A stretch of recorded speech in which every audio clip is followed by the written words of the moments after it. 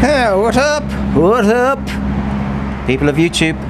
So, following on from my submarine mission on Sunday, which, unfortunately, and it happens all the time, the battery went flat just as we were getting to the good stuff.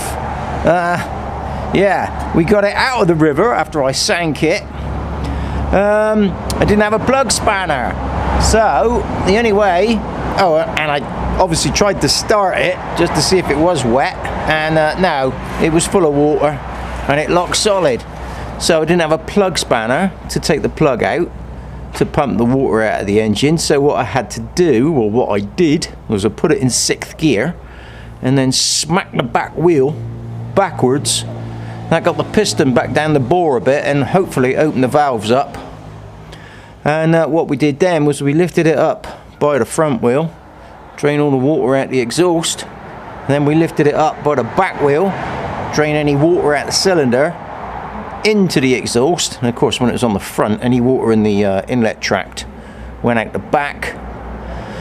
So that got the water out of it.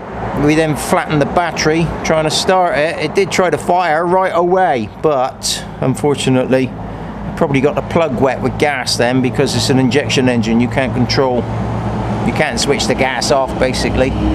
So eventually I managed to bump start it with the flat battery, got it running, got it home. But now we're looking at the aftermath, and I've already done a bit of speed disassembly, but we're going to see now for the first time what happened inside. So one airbox,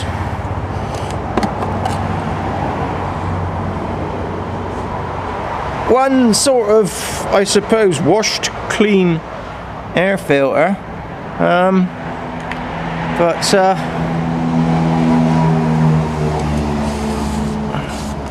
yes, as you can see,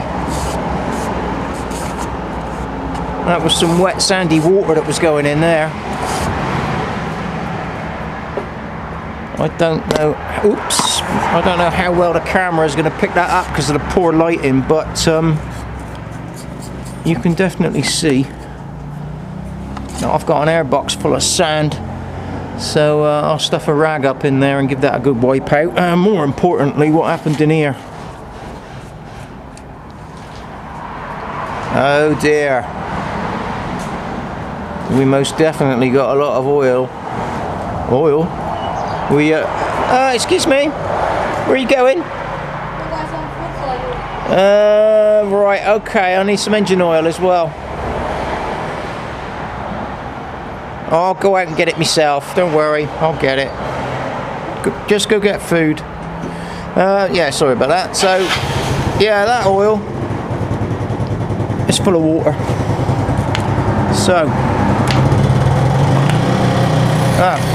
in case you missed the sand,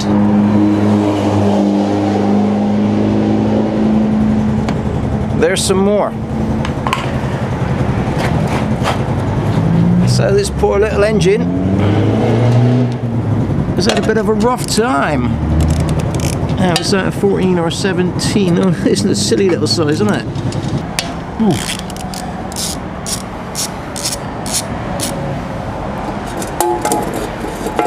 Right.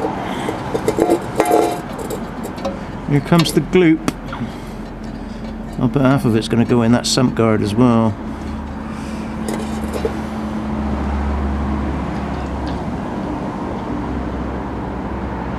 Well, it's mostly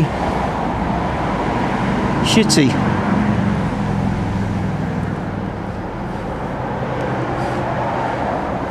Oil typically floats on top of water, so I was kind of expecting a load of water to come out first. It hasn't.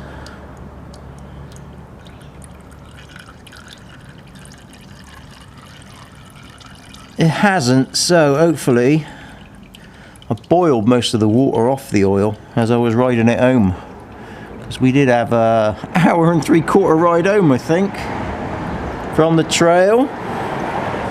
Hour and 3/4, and just to chuck more fun into the mix, at approximately midnight, Ben's bike, he says, spat this water pipe off and he lost all his water.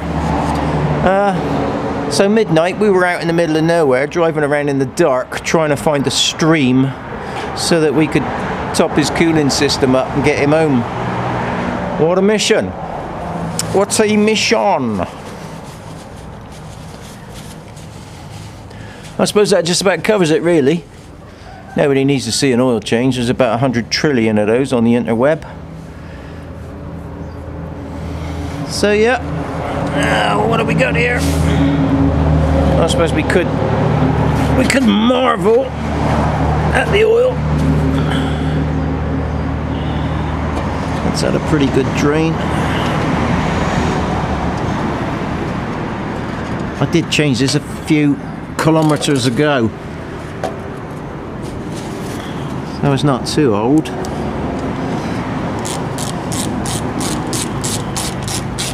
Well, we'll whiz that back in there.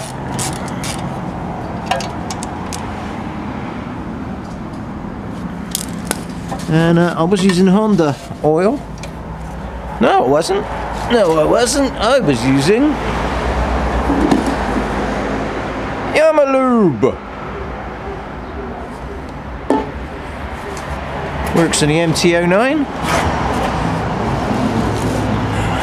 So what can we see? Basically,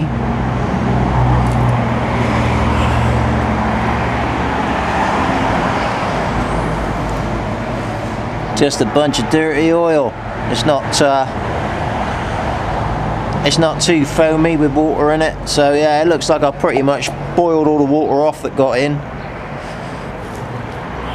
We live to ride another day. See you later.